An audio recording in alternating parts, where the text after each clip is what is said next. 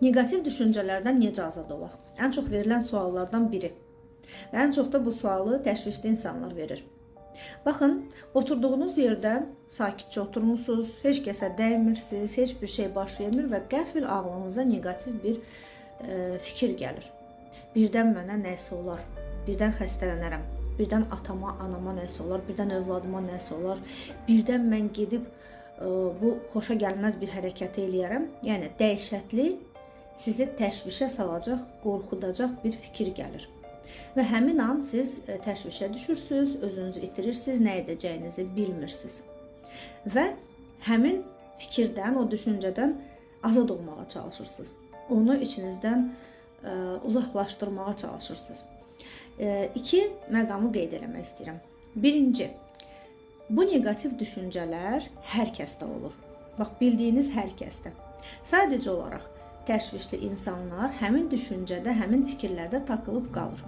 Yəni, daimi təkrar-təkrar o düşüncəni sanki özü təkrar-təkrar gətirir ağlına. Başqaları isə unudur və o düşüncə elə olduğu yerdə də qalır, unudulur, çıxıb gedir. İkinci qeyd eləmək istədiyim odur ki, düşüncə hərəkətə bərabər deyil. Yəni, ağlınıza gələn o qorxunc, sizi qorxudan, sizi təşvişə salan dəhşətli obraz o demək deyil ki, həyata keçəcək.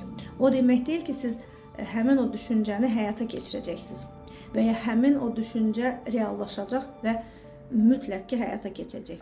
Bu sadəcə sizin qorxunuzdur. Sizin beyniniz bu cür sizi yoxlayır, sizin reaksiyanızı görmək üçün. Çox vaxtda da insanlar nə edir?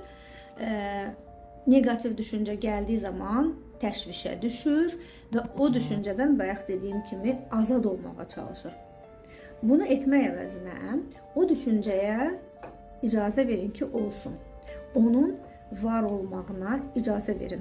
Hə, belə bir düşüncə gəlib, gəl, xoş gəlmisən, varsan, bu düşüncəni qəbul edin və icazə verin olsun. Azad olmağa çalışmayın. Və nə qədər ki, siz o düşüncənin var olmağına icazə versəniz, o qədər də o düşüncə, o fikir qüvvədən düşəcək. Təşvişli düşüncələrin olması sizin haqqınızda heç nə demir. Bu sadəcə təşvişdir. Bəzən də özünüzdə yaratdığınız təşviş. Belə.